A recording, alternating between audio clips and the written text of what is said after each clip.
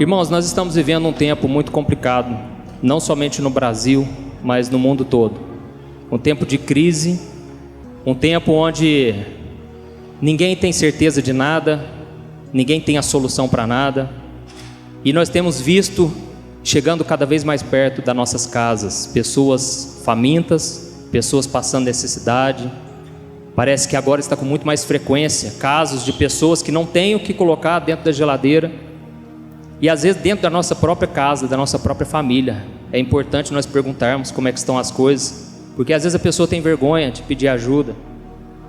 E nós devemos ficar atentos, porque é nessa hora que Deus quer operar milagres. Amém? Eu sei que é um tempo de desesperança, mas ao mesmo tempo, se nós olharmos com os olhos da fé, é um tempo de colheita, porque é na fraqueza do homem que o poder de Deus se aperfeiçoa. É onde as pessoas estão mais necessitadas, que elas reconhecem que elas estão doentes, e Jesus vem se tornar o médico dos médicos. Ele veio para os doentes, e nós vamos ver hoje um grande milagre que Deus fez numa época em que estava numa crise tremenda, terrível, muito maior do que nós estamos vivendo hoje, mas nós não sabemos como vai ser o dia de amanhã, e tomara que não chegue a esse ponto que nós vamos ver aqui. Mas se continuar assim, infelizmente, muitos vão pagar o preço, vão sofrer absurdamente. E nós precisamos estar firmados com Deus. A Bíblia diz que a única coisa que nos dá vitória neste mundo é a fé no Filho de Deus. E aqueles que não crerem no milagre, eles vão cair pelo caminho. Eles não vão suportar as provações. Mas afinal, o que é um milagre? Milagre é uma intervenção divina, mudando o curso natural das coisas. Não é algo que poderia ser feito pelo homem, não, é algo que só poderia ser feito por Deus. E é por isso que é tão difícil acreditar em milagre quando nós somos racionais. Eu sofro muito com isso, talvez você também passe por isso. Às vezes a gente quer adivinhar, mas como que vai ser? Como que Deus vai resolver? E a gente sofre por causa disso, porque nós olhamos de forma racional. Mas o milagre não se explica, o milagre se vive. E você precisa ter esse coração que tem uma fé como de criança, porque Deus é assim. Ele age de uma maneira sobrenatural quando não existe mais saída, solução. E é aí que entra o poder de Deus. E hoje eu vou falar então desse milagre que aconteceu na cidade de Samaria, uma cidade de Israel, e você vai ficar impressionado de ver o agir e o poder de Deus. Abra comigo lá em 2 Reis, capítulo 6, o versículo 24 e o 25. Diz assim: algum tempo depois, Ben-Hadad, rei da Síria, mobilizou todo o seu exército e cercou Samaria. O cerco durou tanto e causou tamanha fome, que uma cabeça de jumento chegou a valer 80 peças de prata, e uma caneca de esterco de pomba, 5 peças de prata. Irmãos, aqui nós vemos essa crise que eu falei para vocês. Tudo porque o rei da Síria, Ben-Hadad, ele cercou a cidade de Samaria. E ele fechou todas as entradas, todas as saídas. E não tinha mais como transportar alimentos. Não tinha como vender para fora. Não tinha como trazer alimentos de fora. É como se fosse um lockdown. Mas daqueles que não tinha mais o que fazer, porque a comida foi acabando. E aqui no versículo 25 a gente vê que a inflação subiu de tal maneira que toda a cidade foi à falência. Irmãos, esse rei da Síria, ele estava com muita raiva de Israel, porque pouco tempo antes, ele tentava atingir a nação de Israel e ele não conseguia, porque naquela nação havia um homem chamado profeta Eliseu. E o profeta Eliseu, ele era tão usado por Deus que quando o rei da Síria ele fazia o seu planejamento na mente dele, lá no quarto dele, não falava para ninguém. Deus já revelava para o profeta Eliseu tudo que estava na mente dele. E aí quando ele contava para os seus conselheiros, o rei Eliseu já sabia quais eram os seus planos. E o rei Eliseu então, o profeta Eliseu, ele falou para o rei de Israel: olha, o rei da Síria está querendo vir por aqui. E aí o povo de Israel se preparava, ou fugia ou enfrentava. Resumindo, o rei da Síria nunca conseguia ter vitória. Então ele estava muito endemoniado, ele estava com muita raiva daquele povo. E ele então decidiu cercar toda a cidade de Samaria. E foi então que a cidade virou um caos. E nós vamos ver a continuação aqui, o versículo 26 ao versículo 29. Olha o ponto que chegou essa crise. Um dia, quando o rei de Israel inspecionava os muros da cidade, uma mulher gritou para ele: socorro, majestade. O rei respondeu: se o Senhor não a socorrer, como poderei ajudá-la? Acaso há trigo na eira ou vinho no tanque de prensar uvas? Contudo, ele perguntou: qual é o problema? Ela respondeu: esta mulher me disse: vamos comer o seu filho hoje, e amanhã comeremos o meu. Então cozinhamos o meu filho e o comemos. No dia seguinte eu disse a ela que era a vez de comermos o seu filho, mas ela o havia escondido. Que ponto, irmãos, aquilo chegou, né? O fato de ter havido um lockdown tão tremendo, tão forte por tanto tempo, chegou àquele nível, né? De fome, de calamidade. Então, irmãos, sabe o que aconteceu naquele momento? Sabe o que aquele rei de Israel fez? Ele colocou a culpa naquele que deveria ser o seu braço direito, o profeta Eliseu. Ele pôs a culpa no profeta Eliseu. Olha o versículo 31. E ele disse: Deus me castigue com todo rigor, se a cabeça de Eliseu, filho de Safate, continuar hoje sobre os seus ombros. Irmãos, esse homem, ele tinha a condição naquele momento de querer resolver o problema, mas esse é o problema de muitos. Durante a crise, em vez de procurar a solução, em vez de olhar para a sua situação, não, começa a colocar a culpa do seu fracasso, às vezes, nas pessoas. A culpa no pastor. Eu saí da igreja por causa do irmãozinho lá da igreja, por causa do pastor. Esse país está do jeito que está por causa do presidente, por causa do governo. Irmãos, eu não defendo pastor, eu não defendo presidente nenhum por causa disso, porque é tudo homem, é falho, na hora que chega lá, acaba se corrompendo. Nós não podemos colocar nossa esperança em homens, irmãos. Maldito aquele que confia na força do seu braço, confia no ser humano. Nós precisamos colocar nossa confiança em Deus. Mas essa questão de colocar a culpa nos outros veio lá de Adão e Eva. O primeiro pecado que entrou no mundo, ali já trouxe esse desejo de querer jogar a culpa para o outro. Então Deus viu que Eva e Adão, eles tinham comido fruto proibido. E Deus chegou para Adão: Adão, o que você fez? Ele falou: eu não, foi a mulher que tu me deste. E aí Deus chegou para Eva e perguntou: o que você fez? E ela falou: eu não, foi a serpente que me enganou, que me seduziu. Irmãos, nós não podemos nos apoiar em desculpas e jogar a culpa nos outros. Então a primeira lição que eu aprendo aqui, você também tem que aprender, é que se você quiser ver um milagre na tua vida, nos momentos de crise, você tem que assumir os seus erros. E se não foi o seu erro, se não foi a sua culpa, então não fique procurando um culpado, não fique o tempo todo martelando na cabeça aí do seu marido, por uma escolha que ele fez lá atrás, ou da tua esposa por ter feito tal coisa. Vamos unir as nossas forças, vamos, em vez de reclamar, vamos clamar a Deus. Vamos focar na solução, porque não vai adiantar em nada nós queremos encontrar um culpado de tudo isso. E a continuação aqui diz que o rei de Israel, ele enviou um mensageiro até a casa do profeta Eliseu. Ele queria decapitar aquele homem. Ele estava endemoniado, sendo que não tinha motivo nenhum. E nós vamos continuar lendo aqui, segunda Reis, o versículo 32 e o 33. Olha o que diz. Ora, Eliseu estava sentado em sua casa, reunido com as autoridades de Israel. O rei havia mandado um mensageiro à sua frente, mas antes que ele chegasse, Eliseu disse às autoridades: aquele assassino mandou alguém para cortar minha cabeça? Quando o mensageiro chegar, fechem a porta e mantenham-na trancada. Vocês não estão ouvindo os passos do seu senhor que vem atrás dele?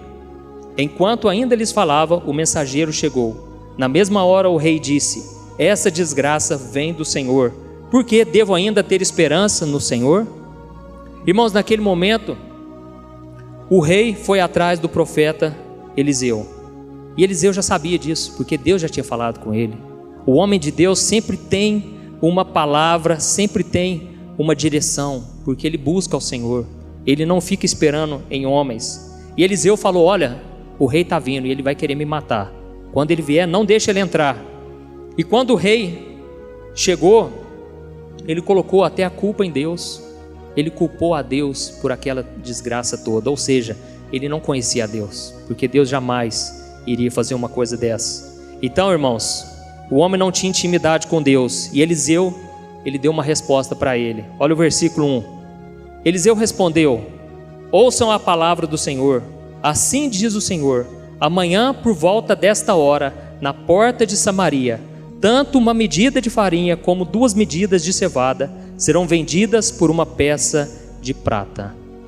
Aqui o profeta Eliseu, ele marcou o dia, ele marcou a hora para o milagre chegar. Aqui ele decretou a vitória, e ele disse mais ou menos assim: amanhã pode ficar tranquilo, a inflação vai voltar ao normal. A inflação vai deixar de trazer falência e as coisas vão começar a andar para frente. Irmãos, naquele momento, o profeta Eliseu, inspirado por Deus, trouxe uma palavra de vitória, que é isso que Deus tem para os filhos dele. Mas para isso nós precisamos parar de ficar reclamando, de nos lamentar. Nós precisamos acreditar nesse Deus que pode resolver todas as coisas. Amém? Nós precisamos ter fé. E a segunda lição que eu aprendo é essa: durante a crise, profetiza vitória, fala coisas boas, tome cuidado com aquilo que você fala, porque as palavras têm poder de morte ou de vida. Mesmo que esteja doendo, seja como Jó, a Bíblia diz que ele não pecou em nenhuma de suas palavras, mesmo tendo perdido tudo, na pior crise da sua vida, Jó, ele louvou ao Senhor. Então, profetize a vitória, e em vez de crer nessa palavra profética, o ajudante do rei, ele duvidou. Eu quero que você leia comigo o versículo 2. O oficial em cujo braço o rei estava se apoiando, disse ao homem de Deus: ainda que o Senhor abrisse as comportas do céu, será que isso poderia acontecer? Irmãos, ele olhou de forma racional, ele olhou pela lógica. Ele não estava errado de pensar disso, porque a gente sabe que você planta uma coisa hoje, não vai nascer amanhã. Aquela semente, ela vai nascer, ela vai crescer, ela vai dar frutos, é um processo. Não vai acontecer da noite para o dia. Mas o que o profeta Eliseu disse é que amanhã a inflação ia voltar totalmente ao normal. Ele não disse como iria acontecer. Ele não disse assim: olha gente, amanhã as árvores vão crescer da noite para o dia, as frutas, verduras vão brotar da terra. Ele não falou nada disso. Ele falou: amanhã, nessa mesma hora, o milagre vai acontecer. Então, irmãos, nós precisamos entender que a fé não se explica, o milagre não se explica. Se esse homem teve dificuldade de acreditar que Deus podia abrir as comportas dos céus para derramar chuva, imagine acreditar no milagre de voltar ao normal a inflação.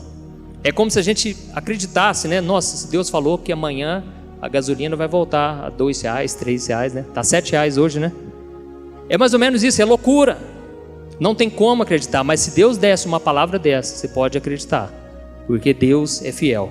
Se não os cumprir, então é porque não era de Deus. E é o que nós vemos mais hoje em dia, né? Tanta gente entregando profetada aí não se cumpre, e aí inventa um monte de desculpas. Mas quando é de Deus, o milagre acontece. Glória a Deus. Então, irmãos, milagre não se explica, milagre se vive. E essa é a terceira lição que você tem que ter durante a crise. Não duvide do que Deus possa fazer. Ah, pastor, mas nunca aconteceu nada na minha vida. Meu irmão, não importa. Creia a partir de agora. Talvez não aconteceu porque você não acreditou. Ah, pastor, mas já tentei de todas as formas. Meu irmão, tenta mais um pouco. Às vezes é isso, a tua perseverança que vai trazer o milagre. A Bíblia conta lá dos amigos daquele homem que estava na maca. Quando eles chegaram para encontrar Jesus, tinha uma multidão na frente deles. Talvez eles pensassem: vamos voltar para casa, cara. Está lotado de gente, Jesus não vai poder nos socorrer. Mas a Bíblia diz que eles subiram ao teto, fizeram um buraco no teto e desceram ele até onde Jesus estava. Naquele momento, Jesus falou: a tua fé te curou. Você está perdoado, você está salvo, você está liberto dessa enfermidade. Porque a fé deles foi além das forças, além da racionalidade. Eles tentaram um pouco mais, eles não desistiram. Se eles tivessem desistido, com certeza não teriam recebido o milagre. Então, irmãos, nós vamos ver a partir de agora que Deus usou 4 leprosos que estavam fora da cidade. E foi assim que começou o milagre de Deus. De uma maneira que ninguém jamais imaginaria. Você pode reparar na sua própria vida, das vezes que Deus operou um milagre, foi exatamente numa porta que você nem sabia que existia. Foi de um jeito que você nunca imaginou. Porque Deus é assim, Ele precisa confundir a nossa sabedoria humana. Ele precisa mostrar, olha, é eu que estou fazendo, não é você. Mesmo com a sua inteligência, com o seu dinheiro, sou eu quem faço o impossível acontecer. Então, irmãos, Deus usou 4 leprosos que estavam fora da cidade, ou seja, estavam ali à margem da sociedade, estavam ali abandonados, porque na época ali de Eliseu, ainda estava vigorando a lei de Moisés, e os leprosos naquela época não tinham direito a nada. Eles eram retirados do seu convívio social, familiar, religioso, e quem passasse perto deles tinha que gritar: imundo, essa pessoa é imunda, fuja dela, não encoste nela. A 100 metros de distância, as pessoas tinham que fazer isso. Era uma ordem, era uma lei de Deus. Por quê? Porque naquela época não tinha-se o conhecimento, não tinha tratamento, né, para hanseníase, que é a lepra. Então, era um modo mais seguro de se fazer com essas pessoas. E, infelizmente, muitos viviam dessa maneira, mas Deus vai por um caminho que a gente não imagina. Nós vemos o exemplo na vida, né, do profeta Elias. Quando Deus avisou para ele: Elias, vai ter uma fome terrível, durante 3 anos e meio os céus vai estar fechado. Elias, ele entregou essa palavra para Acabe, e realmente veio essa seca, mas Deus falou para Elias: eu vou te sustentar. E Deus foi por um caminho que nem Elias imaginava. Deus enviou corvos para trazer carne nas mãos de Elias, e o corvo é aquele animal que se alimenta de carne, mas aquele milagre tinha que ficar visível para Elias, para mostrar que era Deus mesmo. E durante 3 anos e meio, Deus alimentou Elias daquela forma. Deus usou uma viúva pobre para alimentar ele, para socorrer ele. Poderia ter usado uma pessoa muito rica, uma pessoa muito influente, mas Deus usou uma pessoa pobre. E é aí que muitas vezes a gente não entende. Às vezes aquela pessoa que ninguém dá nada para ela, às vezes é ela que Deus vai usar na tua vida. Por isso, não trate ninguém com desprezo, respeite todo mundo. Você nunca sabe de onde vai vir o milagre.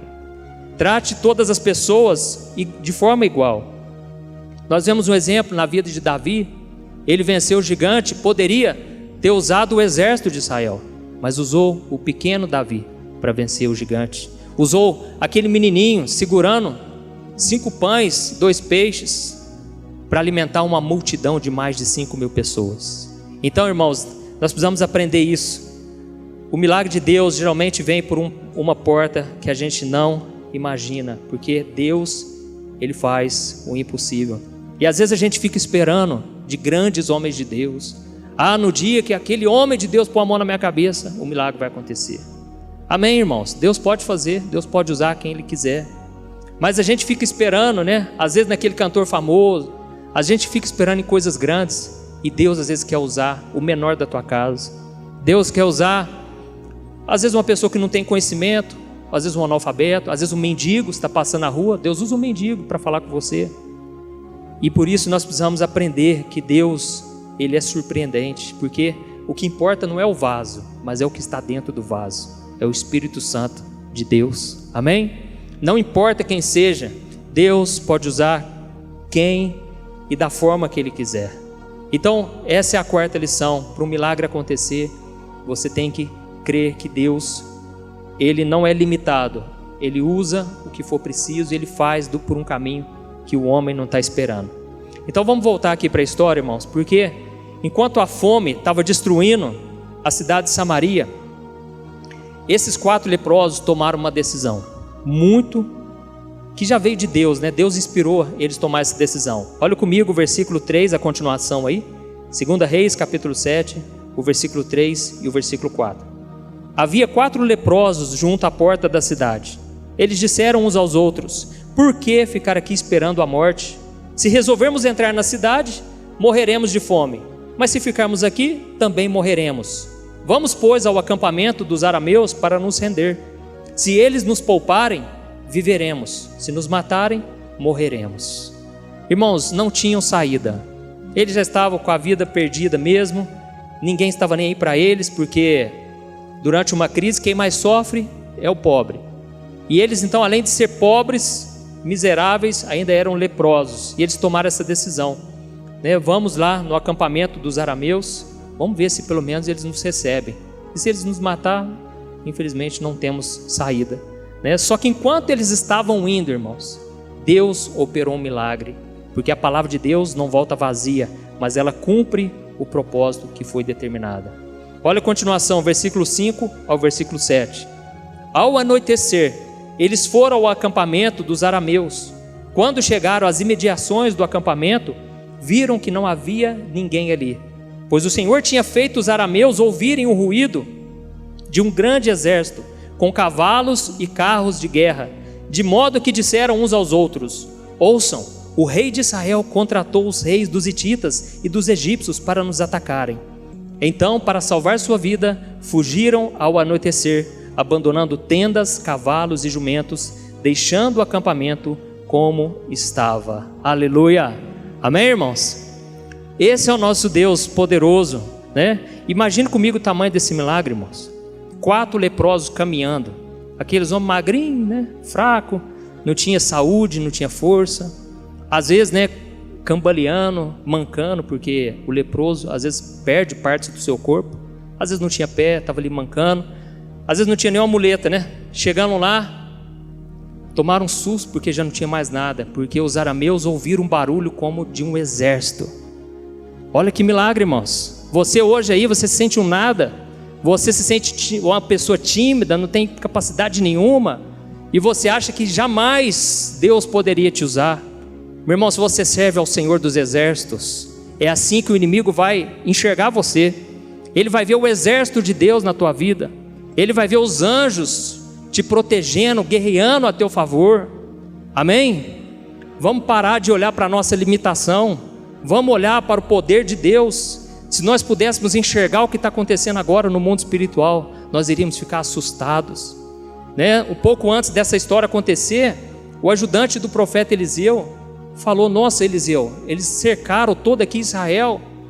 E Eliseu acordou, né, ainda meio com remelo no olho. Falou: o que foi, cara? Ele falou: você não está vendo? Olha o exército. E ele falou: Deus, abre os olhos aqui do meu companheiro, abre os olhos para ele ver o que está acontecendo, porque maior é o que está conosco do que o que está lá com eles. E ele abriu os olhos, Deus abriu os olhos daquele homem. Ele viu carruagens de fogo, ele viu os anjos indo guerrear em favor deles. Então, irmãos, nós precisamos ter uma visão de fé, parar de focar no problema. Não olhe para a crise, pare um pouco de assistir Globo, pare um pouco de assistir qualquer emissora que seja, que traga notícias pessimistas. Vamos olhar para a palavra de Deus. Nós estamos em Cristo, ainda que este mundo esteja em crise. Amém? Então, irmãos, esses leprosos deixaram tudo para trás e encontraram ali as riquezas daquele povo, encontraram mantimento, alimento, encontraram tudo que precisavam, né? E sabe por que Deus usou esses homens? Deus poderia ter usado Eliseu. Eliseu era o profeta da época. Eliseu só profetizou, ele só entregou a palavra. Mas Deus poderia ter usado também o rei de Israel, porque ele era autoridade. Deus poderia ter usado a vida dele. Ele poderia ter usado o capitão com seu exército. Mas Deus usou aqueles 4 homens fracos, sem capacidade alguma. Por quê? Porque eram pessoas simples, pessoas que não eram egoístas. E Deus, para operar o milagre, tem que ser através de pessoas que se consideram vazias, para Deus encher. E o que mais a gente vê hoje são pessoas cheias de si. Você vai contar para a pessoa o milagre, a pessoa, ela não deixa nem se terminar, ela já quer falar dela. Você vai falar de uma experiência, de algo que você tem de conhecimento, que Deus te capacitou, a pessoa não quer nem te ouvir, porque ela tem tanto para falar dela mesma, ela não te escuta. Irmãos, é difícil conviver com gente assim, é cansativo. A pessoa está tão cheia de si, que ela nunca tem nada para aprender. Mas, por isso Deus precisa usar pessoas assim, pessoas que não são egoístas, que se sentem vazias, que se sentem um nada. Mas aí Deus vai lá e enche aquele vaso da presença dele. Glória a Deus. Então, eles começaram a pegar tudo. E eles começaram, olha o versículo 8, olha o que aconteceu. Tendo chegado às imediações do acampamento, os leprosos entraram numa das tendas, comeram e beberam, pegaram prata, ouro e roupas e saíram para esconder tudo. Depois voltaram e entraram noutra tenda, pegaram o que quiseram e esconderam isso também. Então disseram uns aos outros: não estamos agindo certo.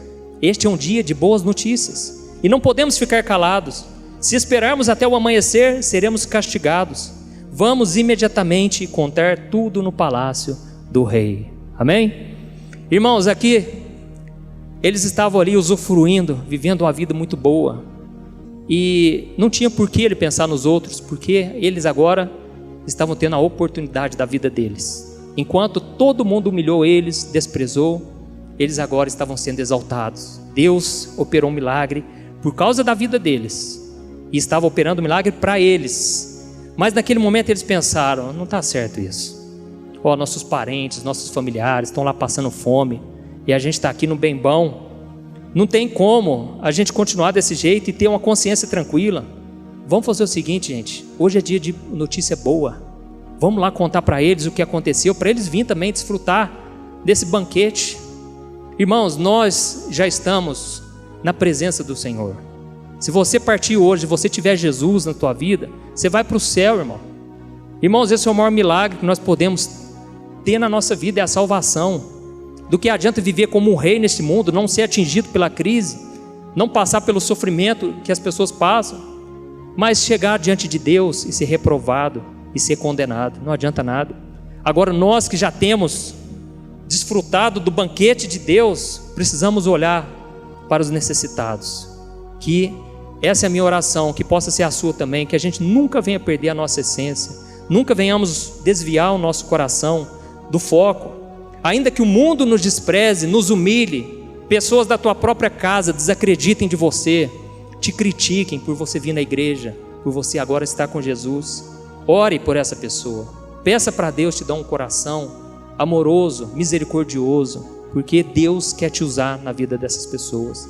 Pessoas que não têm ideia de que a melhor notícia é ter Jesus na nossa vida, é a maior riqueza que a gente pode ter. Então, nós precisamos agir como esses homens e não pensar somente em nós mesmos. Às vezes a vida nossa começa a melhorar e nós começamos a esquecer de que a gente passou pela prova e que hoje tem muita gente passando também. Que a gente nunca venha se esquecer, né, das primeiras obras, quando a gente queria evangelizar o mundo inteiro. Que a gente possa se lembrar do que Deus fez na nossa vida e que a gente não era nada. E se hoje a gente tem alguma coisa de bom, isso veio de Jesus. Toda boa dádiva veio do alto, do Pai das luzes, que é o Senhor, e Ele tem nos abençoado de forma maravilhosa, e precisamos querer repartir isso com os outros. Amém? Irmãos, o que aconteceu a partir daqui eu vou resumir. Eles foram lá e contaram, cheio de alegria. Gente, vocês não vão acreditar, está tudo liberado, vamos lá, gente, vamos comer, vocês estão passando fome, acabou. E eu tenho certeza que agora tudo vai voltar ao normal. E a palavra do Senhor se cumpriu exatamente como o profeta Eliseu havia profetizado. Só que o rei, irmãos, quando ficou sabendo daquilo, ele não acreditou. Porque não tem como acreditar. O cara nunca quis ter um relacionamento com Deus. Ele pode ver um milagre na frente dele.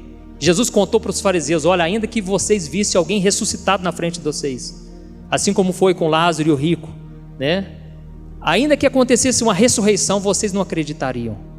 Então, irmãos, às vezes a gente fica esperando acontecer uma coisa grandiosa, aí eu vou acreditar. Se eu ver uma pessoa andando aqui que não tinha uma perna e Deus fazer a perna dela aqui na minha frente, aí eu acredito. Não vai acreditar, irmãos. Você não vai conseguir ter fé nesse momento, porque você não creu nas pequenas coisas, nos pequenos detalhes que Deus já começou a fazer na sua vida. E sabe o que aconteceu? O rei falou: não, gente, vocês estão enganados. Isso aí é porque os arameus, eles já sabiam que nós estávamos com fome, e eles estão armando uma emboscada para nós, e eles estão vindo aqui, e na hora que a gente chegar lá, eles vão nos atacar e vão nos matar. Mas o povo estava com tanta fome, nessa hora eles nem ouviram mais nada, e foram correndo, e se alimentaram daquele banquete, né? Só que foi uma muvuca tão grande, tanta gente querendo, né, se alimentar, estavam famintos, que aconteceu um detalhe, né? O oficial do rei, aquele homem, que quando ele falou assim: será que Deus podia fazer abrir os céus, as comportas dos céus? Eu duvido que Deus poderia fazer isso. Irmãos, aquele homem sofreu por causa da sua incredulidade, ele pagou um alto preço. Olha aqui o versículo 17, 2 Reis, capítulo 7, o versículo, vamos ler o versículo 16 e o 17.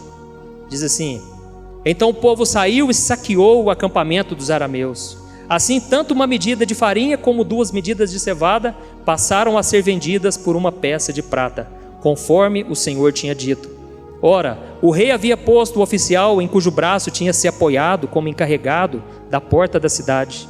Mas quando o povo saiu, atropelou-o junto à porta e ele morreu, conforme o homem de Deus havia predito quando o rei foi à sua casa.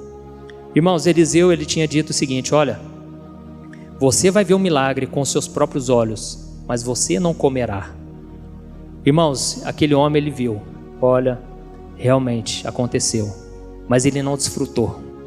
Irmãos, infelizmente, muitas pessoas, elas perdem a grande oportunidade de desfrutarem do banquete do Rei Jesus, de desfrutarem da presença de Deus, mas elas querem deixar para a última hora, não acreditam, desprezam, e elas então não desfrutam. Elas veem o momento que Deus está chamando e infelizmente elas não participam, porque elas não encheram as suas vidas com a presença de Deus enquanto é tempo. Eu quero que você fique de pé agora, que nós vamos orar. Eu creio que Deus, ele vai operar milagre na tua vida. Você que veio aqui nesta noite, você orou a Deus, você pediu para o Senhor falar com você, mas você não estava sabendo como Deus agia, e agora você sabe. E eu queria que você fechasse os teus olhos e que você falasse aí com Deus, porque a Bíblia diz que Deus se agrada da sinceridade do seu coração. Irmãos, a melhor coisa que tem é abrir o coração para Deus e falar: Deus, me perdoe, eu errei, eu não acreditei, eu duvidei, eu me desesperei, eu procurei ajuda onde não devia, eu não consultei ao Senhor. Irmãos, abra o coração, vamos falar com Deus agora. Eu creio que o Senhor está aqui, e assim como aconteceu naquele tempo de crise, que era uma crise 1000 vezes pior que essa, e Deus operou um grande milagre. Imagino que Deus não pode fazer na sua vida. Você que está aqui hoje, eu creio, chegou o seu tempo. Creia no Senhor. Vamos orar. Senhor, meu Deus, meu Pai, eu quero te agradecer, Pai, pela tua palavra. Ela é refrigério para a nossa alma. A tua palavra é lâmpada para os nossos pés. Deus, a tua palavra traz direção para aqueles que estavam desviados, para aqueles que estavam cansados, sobrecarregados. O Senhor renova as nossas forças pela tua palavra. Eu creio, Pai, que a tua palavra não volta vazia. Se o Senhor tem promessa na nossa vida, se o Senhor tem já abençoado e profetizado e prometido tantas coisas, nenhuma de suas promessas cai por terra, mas elas se cumprem, Pai. Às vezes nós estamos no último minuto para acontecer a promessa, e muitas vezes nós duvidamos, ó Pai, mas a partir de agora nós vamos crer até o final, Pai. Nós vamos crer, Pai, que não vai ser na nossa força, mas vai ser o Senhor quem vai agir. Pai, muitas vezes nós cansamos, Pai, de tentar achar uma saída, e nós corremos atrás do homem, nós vamos atrás de pregadores famosos, nós vamos atrás de pessoas que não têm a resposta para a nossa oração, porque se o Senhor não tocar, se o Senhor não falar, em vão vai ser a nossa procura nessas coisas, Pai, nas pessoas. Deus, em nome de Jesus, Pai, nós colocamos a nossa fé em Ti agora, e nós entregamos o nosso coração, o nosso problema. Pai, o Senhor já nos livrou de tantas coisas. Eu creio, Pai, que para Ti nada é impossível. Eu creio que vai ser só mais um milagre que o Senhor vai fazer, porque para o Senhor nada é tão difícil, nada é impossível. Meu Deus, eu creio que tem pessoas aqui que amanhã, Pai, na terça-feira, elas vão ter que enfrentar um problema que aos olhos do homem parece sem solução, mas Senhor, o Senhor pode confundir a sabedoria do homem. O Senhor pode colocar o inimigo para correr. Pessoas que estão nos perseguindo, elas vão correr, porque elas vão ver o exército que está do nosso lado. As pessoas vão ver que o Senhor é por nós, Pai, e elas não vão poder tocar no ungido do Senhor, elas não vão poder apontar o dedo, profetizar maldição, nos prejudicar, porque o Senhor é por nós, quem será contra nós? Pai, eu peço, Senhor, que o Senhor abra os nossos olhos espirituais, para que a gente veja o grande exército que está ao nosso favor, ao nosso redor. Não precisamos temer a fúria do inimigo, meu Pai. O inimigo veio para saquear, para roubar, para destruir, mas o Senhor veio para nos dar uma vida em abundância.